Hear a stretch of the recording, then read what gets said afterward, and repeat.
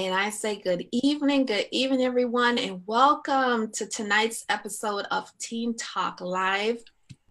I am your host, Ann Dillard. I'm a licensed marriage and family therapist, and I am the host of Teen Talk Live, which our goal is to transform the lives and minds of teens and those who love them. So anybody who's a part of the life of a teenager, we work with you and we share information and resources with you. I'm sorry about that. I'm just checking to make sure that everything is working. So tonight, I'm really excited about tonight's topic. Please share this out. Hey, Chris, thank you for being here. Do you see Dr. Reggie is my guest tonight? So I'm just really excited about tonight's topic because we continue to acknowledge Domestic Violence Month. And tonight we're talking and we're addressing some of the misconceptions about battered men, because that is a real thing, battered men. So as you come in, please identify yourself. Let me know that you are here, and please share the video out because we need to get the word out. We need to have this conversation. The public needs to know. And so let's start out with our special guest, our returning guest, Dr. Reginald Cunningham. Welcome, Dr. Reggie. Thank you. Glad to be here once again, always. Did you see the last video we did? I'm like, we were over 2,100 views. Yeah. That's good stuff. And you all might recognize Dr. Reggie because he was my host when we talked about depression in Black males. And that was a phenomenal show, very much so. So Dr. Reggie, we have another guest with us. So how about you introduce our other guests? Absolutely. I am very honored and gracious that my good friend and colleague, Mr. Charles Cashings, is joining us tonight. Some of you, a lot of you may even know that Charles is the originator of the Barbershop Group. And I'll let him tell a little bit more about the Barbershop Group, because again, this is another group that's, correct me if I'm wrong, Charles, it's directed at men, although there are females in the group. And it's all about empowering the mental health and the physical health of Black men, of men in general. So Charles, if you want to give a little bit more, please do. All right, Charles, welcome. Welcome to Teen Talk Live. So Dr. Reggie gave you that amazing introduction. So tell the world a little bit about yourself. Now I can't hear you. Can't hear you, Charles. Okay. We're having a little technical difficulty because we can't hear Charles. We were just hearing him a minute ago. He's unmuted. All right. I'm not sure how come. But while we work on that, let me take some time to welcome our guests. Hey, Miss Jackie, thanks for being here. Carrie, thanks for being here. And Pastor Tim, I'm glad you're joining us. Hey, Miss Toya, I'm so glad that you are here. Pastor James, thank you for being here. Kathleen, thanks for being here with us tonight. And Chris, thank you for being here. And Dr. Reggie, when I say Chris, I don't know if you see that that's Chris Burrs from IFS. Oh, okay. He's here. So Charles might just come back in, and I see Benjamin, our next guest, is here. So I'm going to bring him up on the panel and just welcome him. Hey, Benjamin, welcome. Let me unmute you. Welcome. Hi, Hi there. Guys hear me well? Got some connection issues. Yep, we got connection issues. We're not hearing you. It's dragging. Say something, Benjamin. He's froze. He's frozen. Oh, All right, he might have to go out and come back in. So Dr. Reggie, let's start this conversation. Why don't we? Okay, sure. So when we talk about, I see you guys, but you have frozen up. yeah, he's frozen. I am not sure if you can hear me, but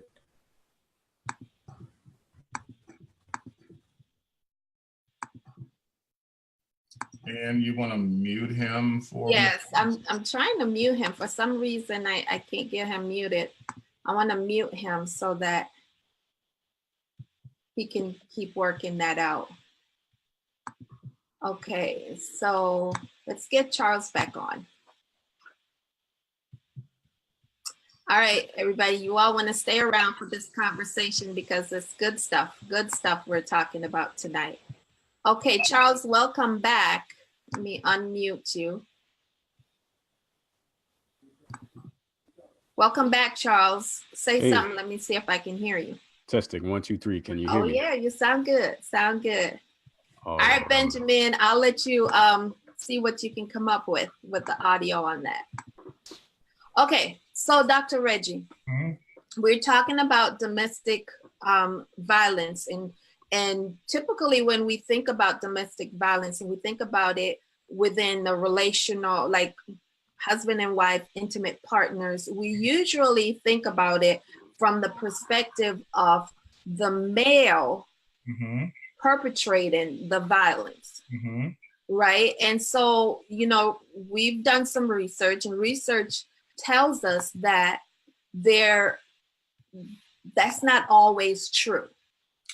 Well, believe it or not, Anne, men are abused more than women are, according to the CDC.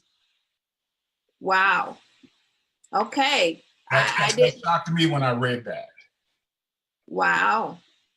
Okay. Now the statistics that I read they were real close, but I mean, I don't doubt you. I believe this because the thing about it is a lot of times what I'm finding out as I'm working to spread information about domestic violence, a lot of people don't even know what domestic violence is. Absolutely.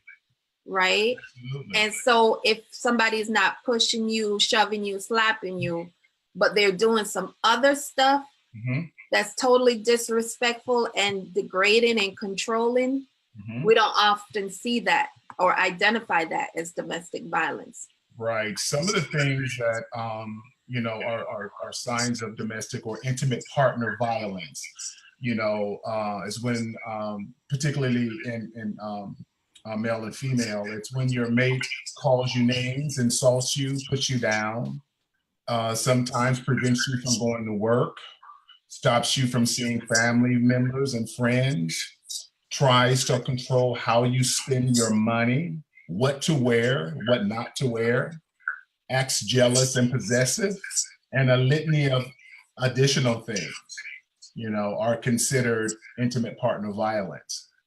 You know, when you're talking about relationships where the man may be in the penal system. Yes. You know, intimate partner violence is considered when that woman threatens to, you know, hurt herself and blame it on him. You know, because quite naturally, you know, who's going to believe that a woman is actually treating a man badly? Right. And that, you know, gets into the manipulation and the controlling piece, because we've seen this all too often. You know, when there is an altercation and the police is called, the man is usually removed and they're usually looking to see what signs are of abuses inflicted on the woman. Absolutely. And so I think in a lot of cases, as women, we use that as a position of power. Yeah. Yeah. Right. And so Pastor Brewington, let me say hello to our guests again. Diane, thanks for being here. IFS is all over this video today. I'm glad you're here. Sabra, welcome.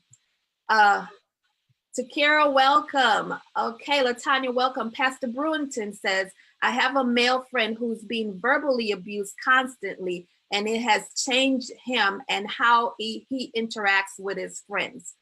And that is a problem. Yeah, right. Problem. Definitely.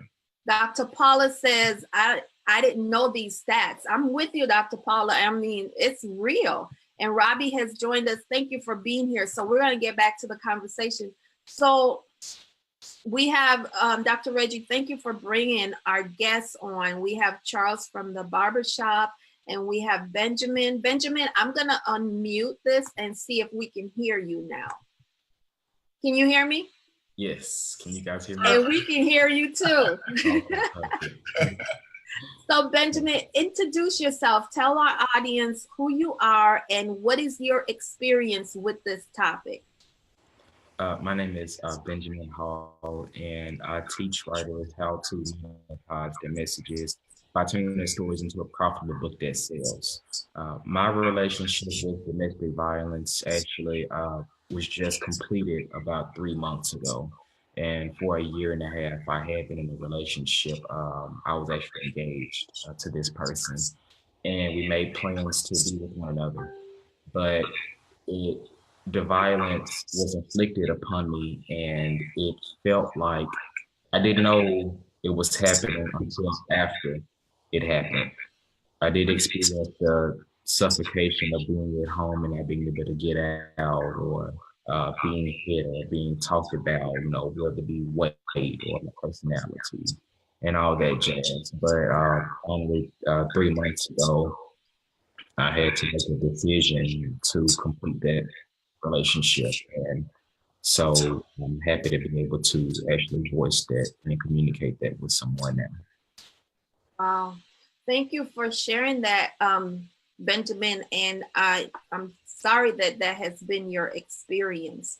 And thank you for the courage. I mean, with something so fresh and something so new, thank you for the courage to address us and share your experience with us. Yes. So Charles, tell us about your experience with this topic. Well, as an AOD counselor, dealing with a lot of men, I see it a lot of times, and a lot of people assume that it's always the man who is the abusive person and not the one who's being abused. And at one point in my life, I struggled with addiction as well. A friend of mine who is now deceased is the person that kind of got me started using. And through him sharing his life with me, I began to see that he was being abused. He opened up and talked about it. Physically abused, he's being manipulated.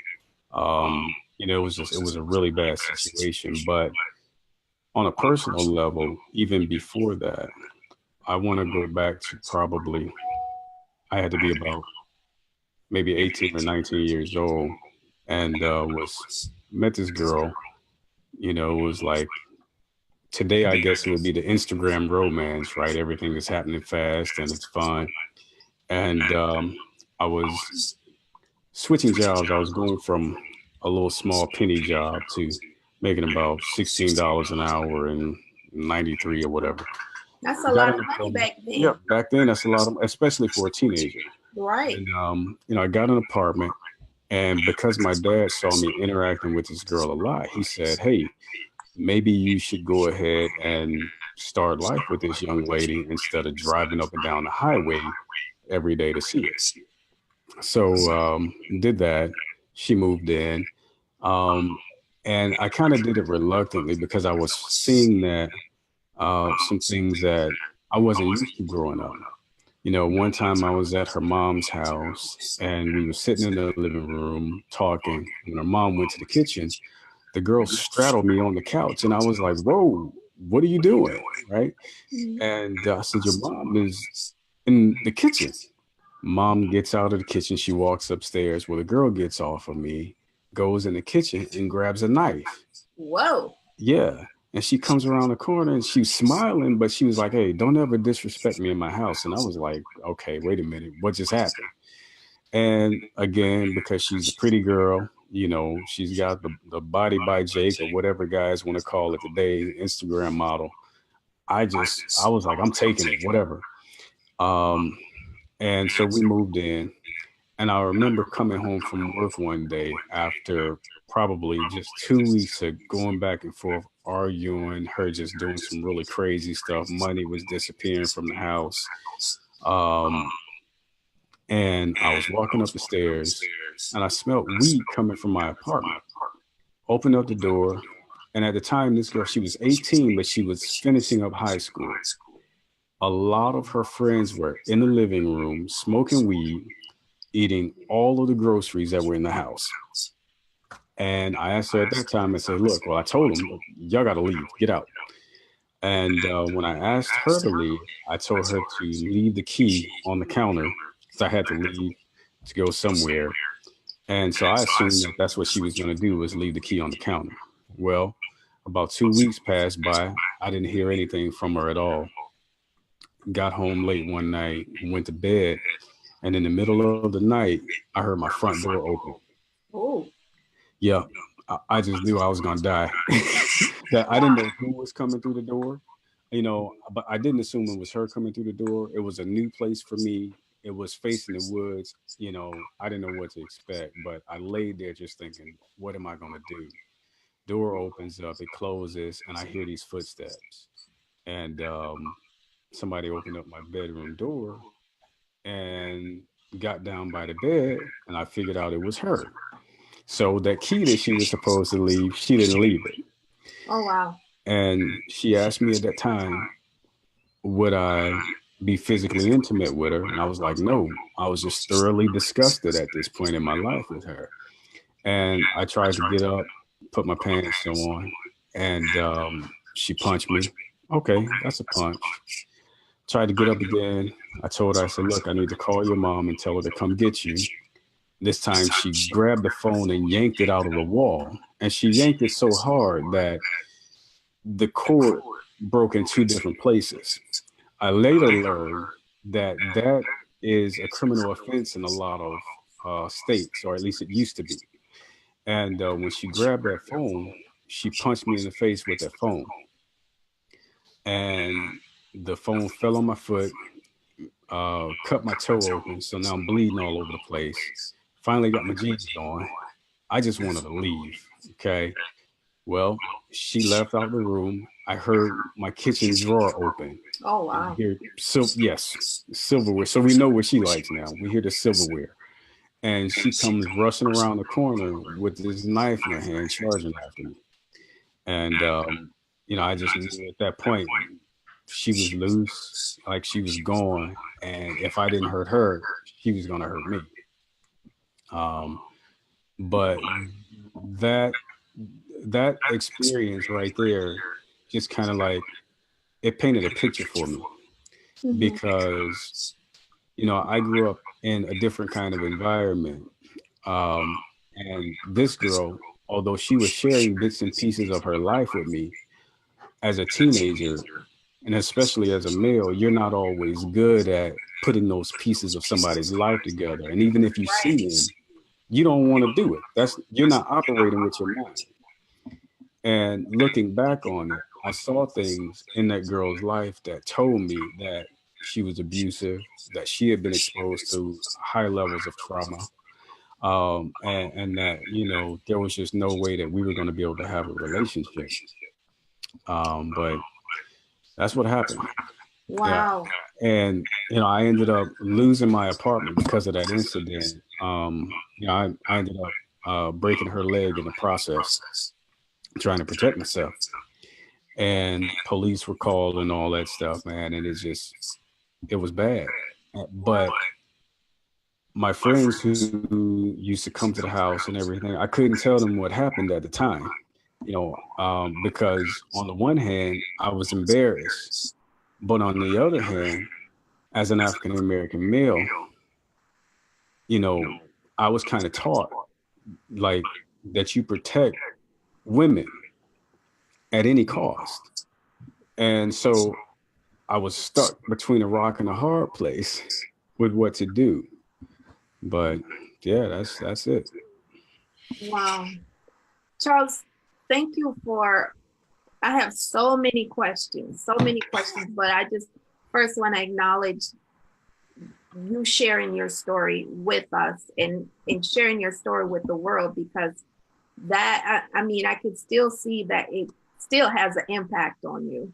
Oh, yeah. And I'm glad you're here to be able to share that story, because this is helping us to dispel some of those myths about domestic or intimate partner violence. And so thank you for sharing that. I'm turning it over to Dr. Reggie. Wow. Charles, thank you, because I texted him earlier. I told Charles that I didn't get a chance to screen his story, so this is my first time hearing it. And again, thank you for your bravery. I knew you'd be okay coming on doing it, which is why I wasn't worried. So it takes a lot, and for you to even admit that being an African-American man, you don't talk about these types of things because, number one, I'm a man. This does not happen to us, especially if it's a female perpetrator. Right. But it happens. And I read a story in preparation for tonight where the woman actually killed her intimate partner by making him drink bleach. Wow. That was publicized in Ebony magazine not too long ago. Wow. So who's ever listening out there, domestic violence against Black men is real. It is real. And for those that are listening who may even be suffering, you've got to tell somebody. You've got to get some help. Because what we do is we internalize these feelings and we carry these things around with us for a lifetime without ever having dealt with them. Right. And then it becomes something else. It becomes something totally different. It becomes angry. It becomes suicidal. It becomes depression,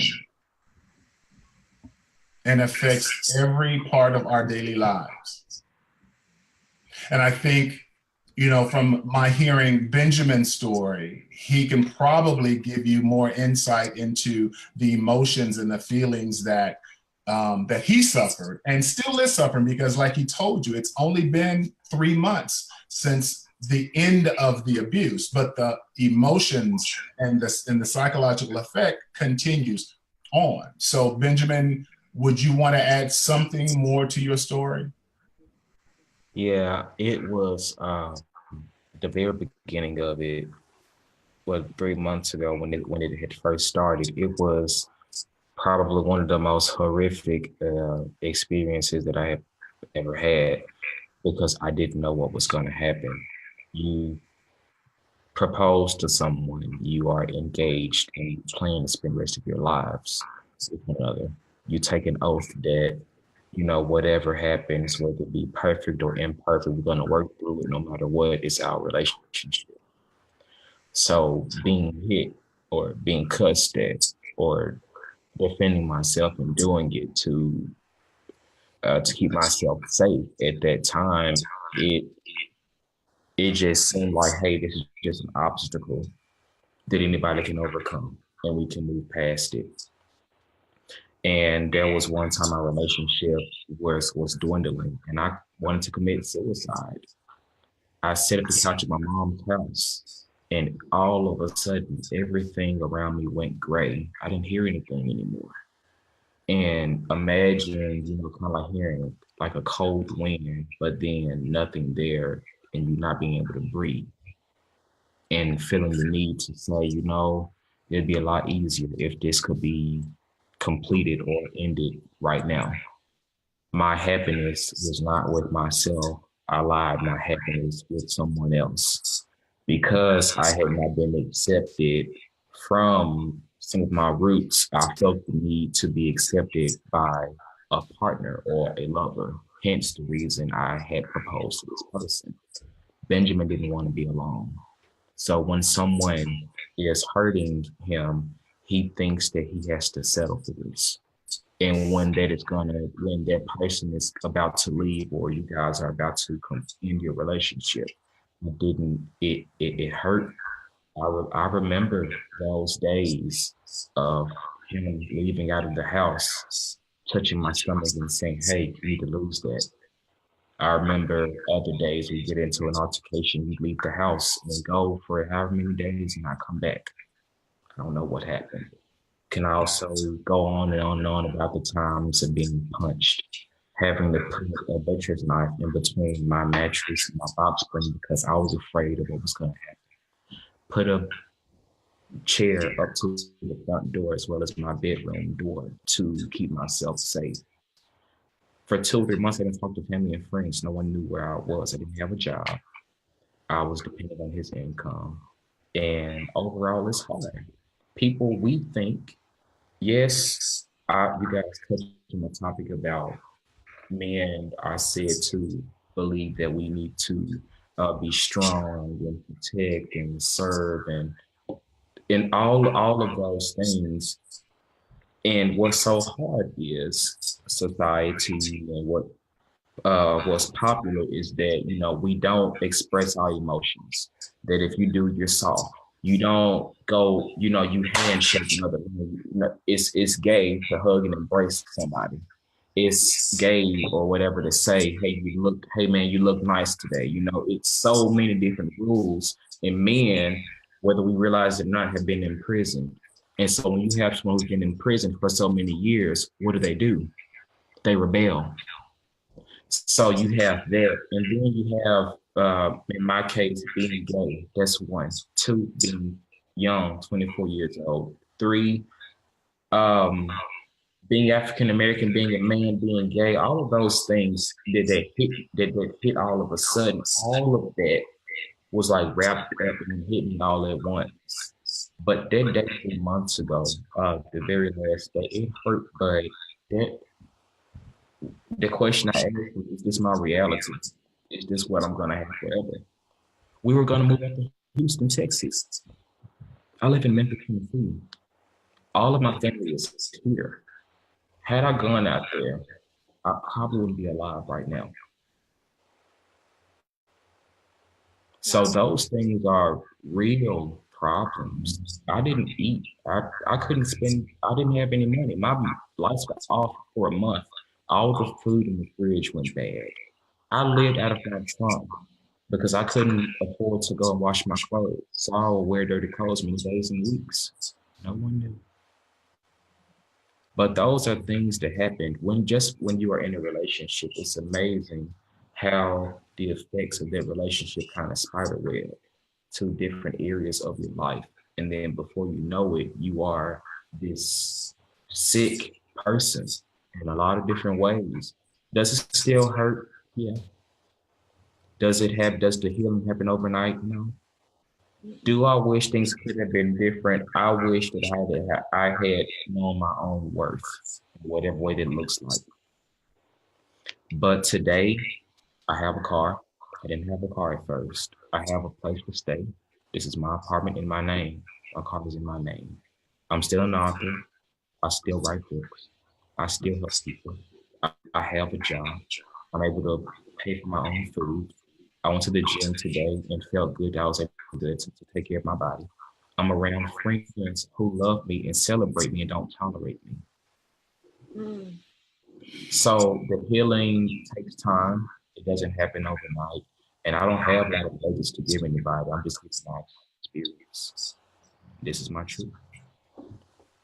Thank you. Thank you. Wow. What more can be said? Ooh, wow. I love the point that you made, that you want to be around people who, did you say celebrate you, not tolerate you? Mm-hmm. Yeah. Because that makes the world of difference. And that goes for whatever relationship you're in. You know, you want to be celebrated, you want to be appreciated, not just tolerated. I thank you for putting it in those words. I'm gonna just go to some of the comments while we digest that. Thank you. And so Joseph said, thank you so much for sharing, brothers. I had no idea that domestic abuse against men happens, but your accounts made it more real. Also, sometimes you just don't think about it unless you have firsthand or close experiences. And thank you for joining all the new people who've come on. And Joseph said again, it's not so simple. I think it's so complicated, especially with societal messages and cultural norms and training the way we were raised. We need to relearn the way we view things. Thanks again. And that's so critical. We do need to relearn some things, because as Charles was sharing his story, and I don't know if he could tell us some more about this, but as he was sharing his story, and I think about his toe being split open and bleeding, and I wonder if the police were called, and if they were called, was he accused? You know, because those are the things that come to my mind. Like, did you suffer repercussions for trying to protect yourself? Well, what happened was the girl, you know, she tried to, well, she did call the police. And I really got lucky, because instead of the police coming straight to my apartment first, they went to her mom's house. Okay. And her mom, I had to go to a payphone to call her mom's house. And I got her on the phone and told her what happened. But she hadn't reached the house. She had a friend come to the apartment and pick her up. And so I told her, look, I think she got hurt, but this is what happened. And I asked for the key, and she said, no, I know all of this already. She said, I'll deal with her when she gets here. Okay. And so she told me that the police came there. And then after the police left their house, then they came to my apartment asking me a bunch of questions, and they could see the blood and all that stuff. But they were still very, I guess they were trying to be objective, I think, but you could almost feel like, well, what else happened? Well, what else happened, right? Was there anything else that happened? And, you know, I had to tell them, look, she was on the knees. This is what happened prior. I think I lost you, Charles. Charles.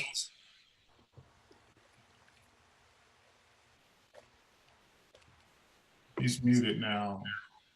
Okay. Charles, might have to go out and come back. Yeah. So Dr. Reggie, you see cases like these often. What do we need? What are some of the things we need to do differently to change our views of our men? Well, you know, there's no doubt, you know, there are very minimal resources for men to seek as opposed to women. There's no shelters. There's no place for a man to escape to. You know, we always say we've got to create a safe space for Black men to feel safe enough to come in and talk about these things. What you can't do is minimize what they're telling you. You know, you can't make judgments on what they're telling you. You really have to have an empathetic listening ear in that counseling session with someone, to allow them the opportunity to just express and talk about what they've been through. You know, and then what we want to do, number one, is make sure that they know they're not to blame. Right. You know, they're not to blame. For whatever reason, this big bully man didn't cold cock this woman, you know, and that's for fear of consequences as well.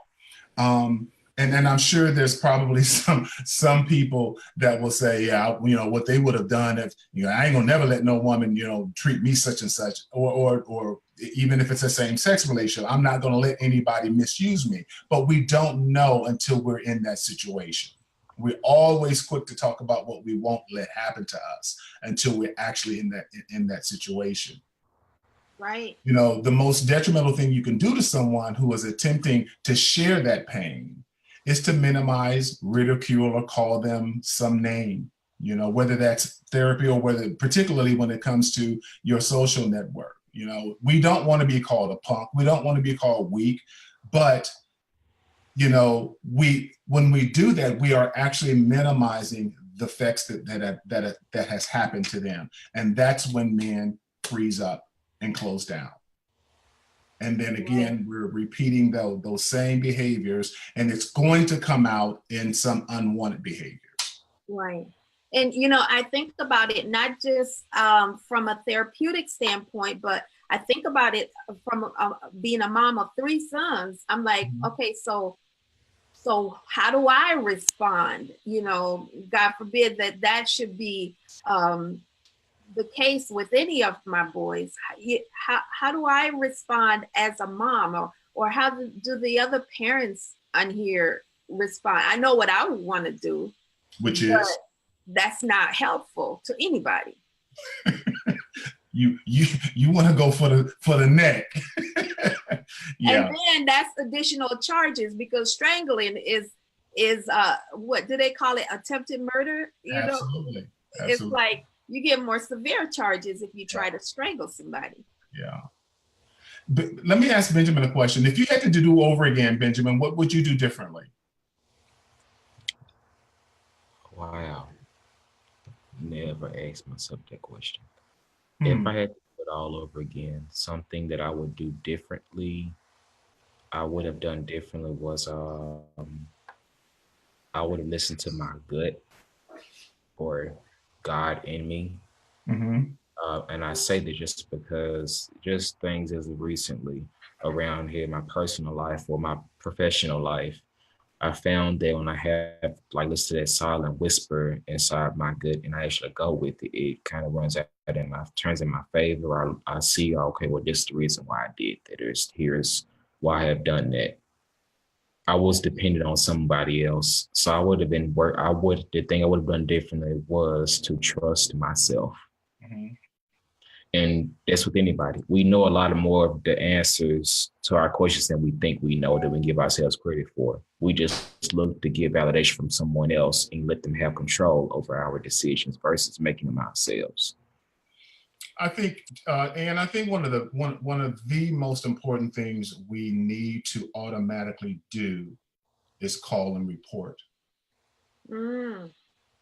Now, see, okay, I'm gonna play Angel's advocate. Angel's advocate. Right. So you say call and report. Now, you know the state, and we're talking about Black men in particular, you know the plight of Black men in right? So, okay, so let's say a man is being abused and he knows what's going on, and he's scared to call the police because he's afraid that he might end up dead from that angle. What, in jail, you mean? No, I mean, just like, okay, so for example, if the woman is being abused, a lot of times it's okay to say devil's advocate. Somebody, you know, a lot of times, okay, so some of the women that I've spoken to who've been in an abusive relationship, one of the things that they said, they've always been reluctant to call the police because they are scared of the violence being perpetrated by the police on their partner. So a lot of times it goes unreported. And what does unreporting actually do? I mean, what does not report? What does it not? What does it do? It doesn't create documentation, which is very important. Okay. And what else? It affects the statistics. It puts your life in more danger. Is your life in more danger from reporting it or staying in that situation? Now, that's a good question. Just because someone doesn't report it doesn't mean they stay in a situation. What was your question again, Benjamin? He said just because, go ahead, Benjamin. Just because a person doesn't report it doesn't, I'm sorry. Just because a person doesn't report it doesn't mean that they stay in the situation. Just because a person doesn't report it means that they stay in the situation? Does it mean that they are staying in the relationship or they're going to stay in the situation? Well, what boundaries are you putting in place then? If you're not going to report it, what are the boundaries that you're putting in for safety? Personally, I did report it to the police after the 3 months ago, but not beforehand. At first, my thing was just getting away from it completely because I was trying to process what was going on. Okay. At the moment, at that time, a lot of us can easily say, you need to call the police, or you need to do this, or you need to do that. At that moment, when it's happening, it's like oblivion takes over. You don't know. And the first thing is when some of us, me personally, when danger comes my way, I run. I try to outrun it and process it and, problem solve it at some point once I've processed it. Mm-hmm. That may not be the healthiest of decisions for some. I should have done that a long time ago. I don't regret my decisions. I wish that I had just taken action a little bit earlier so that the emotional trauma would not have had such an impact. Charles, what's your thoughts on reporting it? Well, I think I know part of the reason why people don't report it so soon, as Benjamin alluded to. There's that, everybody here pretty much is familiar with that squirrel brain, right? Mm-hmm. And when the amygdala is activated, rationale pretty much goes out the window. We're not very logical, and we're down at the bottom of Maslow's hierarchy of needs. At that point, we're just focused on physical safety. So a lot of our intellect isn't actually active at that point. And so I think that that's one of the, scientific reasons, one of the psychological reasons why early on we're not making contact with authorities and what have you. But on the flip side of it, one of the things that happens within communities when it's not reported or underreported is that we allow other individuals to be victimized, right?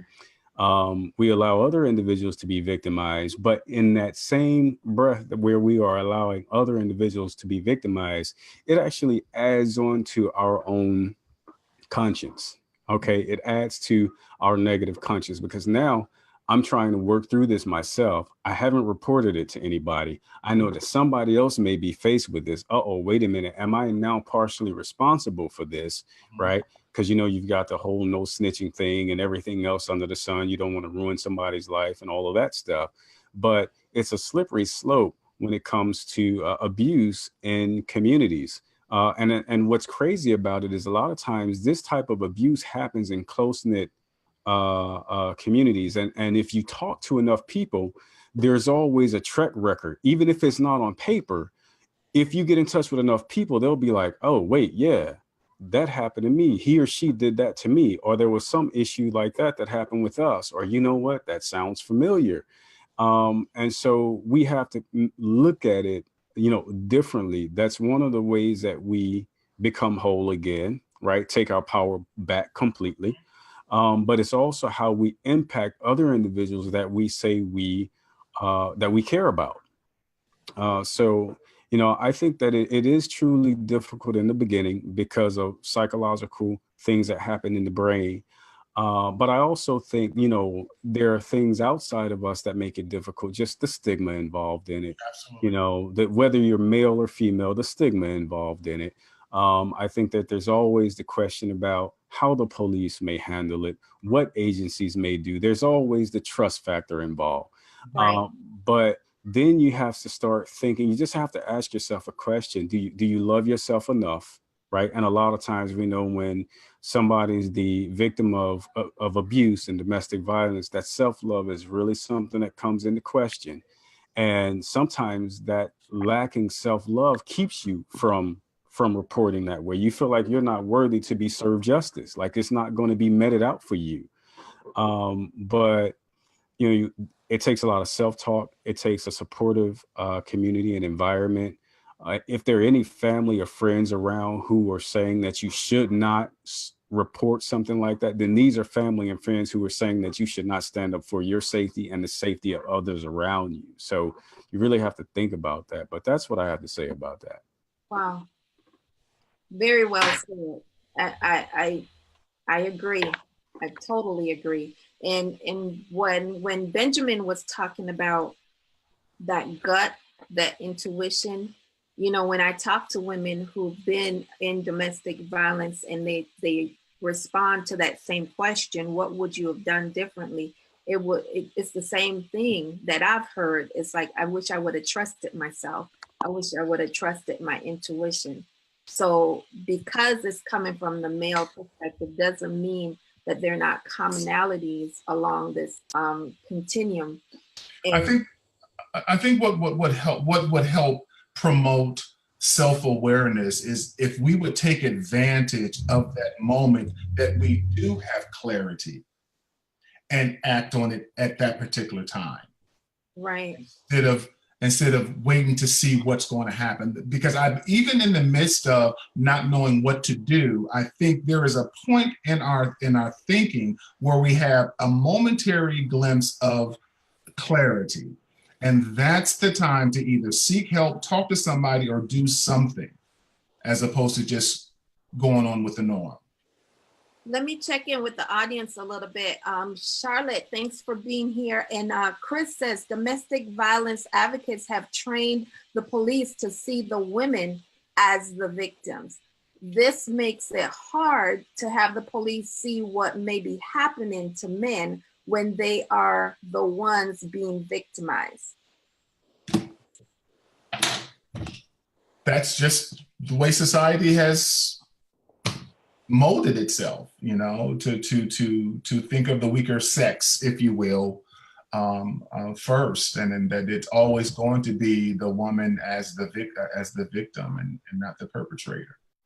Well, let me interject here, because I think one of the things that we have to do is we have to broaden what we understand to be domestic abuse, and we talked about that at the beginning, that it doesn't just involve physical, shooting, stabbing, punching, that type of thing, right? And so if we have conversations about broadening the understanding of domestic abuse, now we're looking at something different, because there are plenty of men out there who are verbally abused by women every day. Okay, just the mere fact that you could be involved in a relationship where there is contempt of any along the spectrum, that contempt could easily transform into emotional and verbal abuse. Manipulation is abusive. Silent treatment is abusive. It's not even about being called out of your name at this point. Just the mere fact that somebody doesn't have respect and boundaries within language and communication, that leads to abuse. And so if we begin to expand our definition and understanding of it, now it's not so much about getting, the police involved or being a punk or, the police are trained to get the female. Every man out there knows that they've had to take a tongue lashing from a woman. Well, that's abuse. Wow. That's pretty profound. My husband and I were having a discussion right before the show. And so as people become more aware of what abuse is and the continuum of abuse, and for those of you who are watching, I have a abuse IQ quiz. So just text me at 555-888 abuse IQ. Test the word abuse IQ to 555-888 and you'll get that quiz. to test about different IQs. And so as we learn more and we educate ourselves more, what about if the other party isn't being educated about what abuse is? The abusers? Right.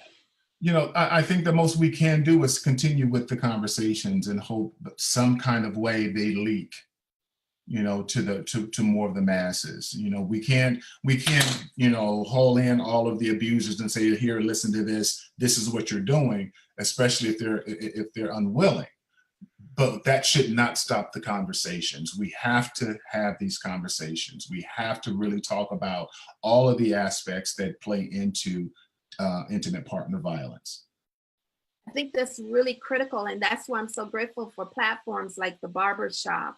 And if you could read my mind, and things like that, to have these real, courageous, difficult conversations and to provide a platform for men to show up and hear from other men, because we've been taught one thing, and like Joseph said earlier, we have to really relearn some things if we're going to be in healthy relationships, because that's one thing we're not being taught about is what is a healthy relationship? What does that look like? Mm-hmm. And so we take anything, just like Benjamin said, I don't want to be alone. You know, I want to be in companionship with somebody. And so not knowing how to define healthy relationships or even taking the risk, we settle. And we settle for abuse, which could have very well taken any of you out of here. I think, you know, the more that people take the idea of truly be learning to be self-aware, you know, to really explore what your worth really is, and that you're much more than just an individual, that you have so many gifts, you know, and once we can really open up those types of dialogues for men and women, we become so empowered that we won't allow these types of things to happen. You know, we've got to talk about shame. We've got to talk about guilt, you know, because there's a lot of shame that comes with domestic violence upon men. I think that's true. And I think as mothers too, we have a responsibility to talk to our sons and provide a safe space for them. Mm-hmm. I really think so, because mothers, you know, we're pretty influential. And I think if the more educated we are, the more we have a responsibility to educate our children. And this isn't just happening in adults. This is happening in our adolescent and in our teens as well. Yes. Next week, we're going to talk about teen dating violence. And being in the schools, I've seen it. And I've seen administration look the other way. Mm-hmm. And I've had to call them on it, say, what kind of precedents are you setting here? Yeah. And so it's sad. The stories are sad. The victory is in that you got out, you both got out. Benjamin, I know it's going to be a journey for you. And I hope that you're able to get some psychological help, some good therapy, and for this process. I'm working to help him find someone. And that's so amazing. And stay connected, because it's never your fault for somebody to abuse you. Oh. I don't care if you're male or female. I think a part that is that's missing here is I don't hear anybody speaking up for men. I see a lot of women. One thing I admire about women is women stick together. That when it's all said and done, they stick together. Men are not sticking together. We do not stick together. I'm not saying there aren't any. I'm not seeing any noise or anybody making a loud sound about it. Mm-hmm. And I think that's something I think that's a real problem. Well, I don't see anybody that has a Facebook profile description that says, I help men from domestic violence situations find healing. I don't see that. I see I help women create businesses. I help women empower themselves, things like that. I don't see anything about the men. So let me address that. Let me address that really quick, Benjamin. Then I guess this is the one plug. But if you go on Facebook, if you go on Instagram, if you go on Twitter, if you look up the barbershop group, and for anybody else that's listening, if you look up the barbershop group out there right now, you can go to the website as well, and it's called thebarbershopgroup.org. This is a safe place for men. We have physical locations as well as virtual locations where we speak up for men, okay? For all men, Benjamin, African American, Hispanic, white, gay, straight, Muslim, Christian, it doesn't matter. If you're a guy, you're welcome into the group. We talk about domestic violence, okay? We talk about addiction. We talk about depression. We talk about suicide. We got the podcast out there. There's so many things that we are doing, and you're not alone, okay? There are a lot of men who feel like these things don't exist. They do. But I can tell you, one of the issues that we face, all of us who are advocating for these things, one of the problems we face is that we are small in number, and there are a lot of men who are feeling shame, Benjamin. Okay, there are a lot of guys who just can't come out and talk about this stuff. So it's going to take a while, but it takes people like yourself. It takes people like Dr. Cunningham. Okay, it takes people like Mrs. Dillard. Okay, to really push this conversation. But it's happening. You just have to ask the right people. And once you get hooked up to it, you're hooked up, man. Okay, so know that we're out here for you. And we always say we're just a bunch of guys with problems who help a bunch of guys with problems. We always have somebody on board who's dealt with something that you're dealing with. So keep your head up, man, and know that you are not alone. You're really not. That's awesome. And I'm sure there are so many others who are watching in the wings that really needed to hear that as well. And Dr. Reggie probably won't plug this, but he has a male shame resilience group coming up soon, nationwide. I do. I'm committed to it, Ann. Thank you for putting that out there.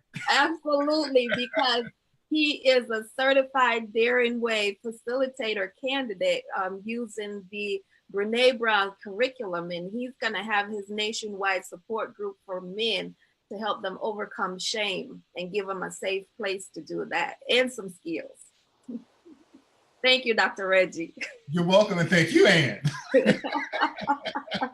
That's awesome. Well, I just want to say thank you so much to each of you gentlemen for being so bold and so brave. I want to make sure I didn't miss any comments. Joseph said, those important conversations that need to be had. Unfortunately, we're taught to place our value on ourselves, in ourselves, on things that don't necessarily build us up and teach us the true value we have. And that is so true.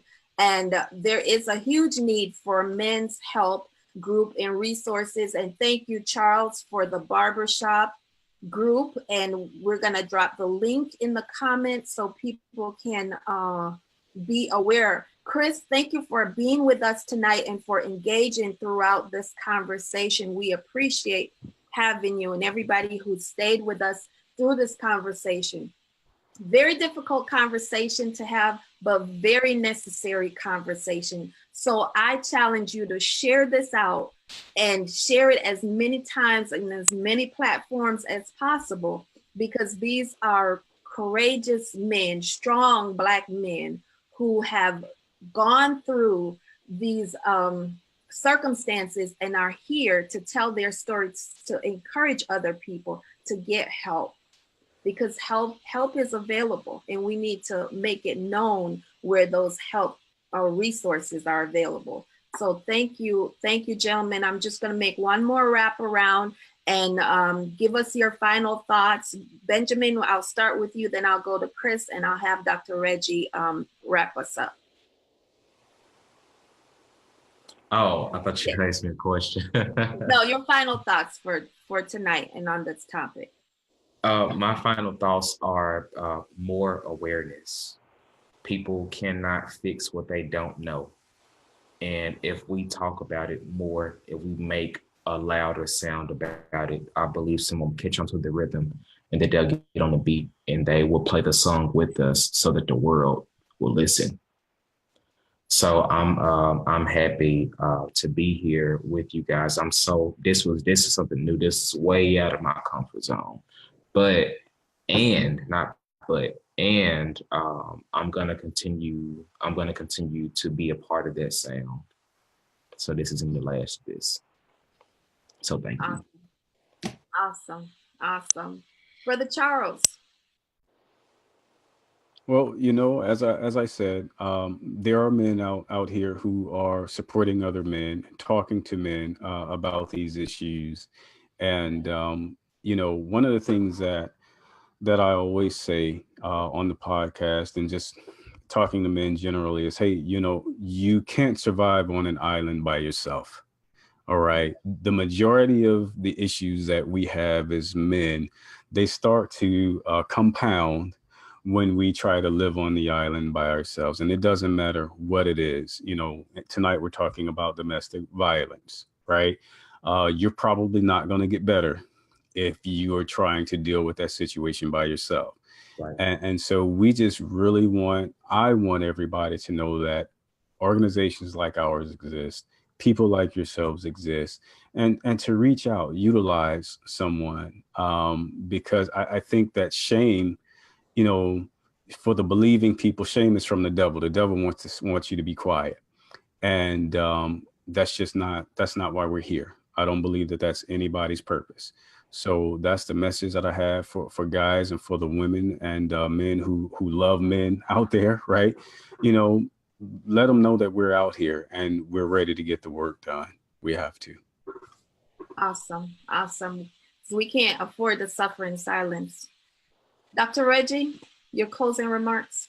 My closing remarks is just a reminder that, abusive relationships are more than physical. Abusive relationships always involve some form of imbalance of power and control. An abuser uses intimidation, hurtful words, and behaviors to control his or her partner. And if you're in that type of situation, you really might want to take a closer look at what's going on in that relationship. And there is help out there. There is our barbershop group. There's my private group, if you could read my mind. And there's always the National Domestic Violence Hotline, 1-800-799-7233. Awesome. Well, I think we've said all that can be said tonight. And I'm so grateful again for our guests being here on Teen Talk Live, where we transform the lives and minds of teens and those who love them. Thank you, gentlemen, for being our guests tonight. I appreciate you. I appreciate your courage. Keep your head up. And drop your contact information in the comment section so people know how to reach you. And Dr. Reggie, drop the information about your group. Okay. In that section. so we could get some men, working through that shame and coming into healing. I love you all. Thank you, and God bless you all. Benjamin, I'll be in touch with you tomorrow. Okay. See you guys. Bye now. All right.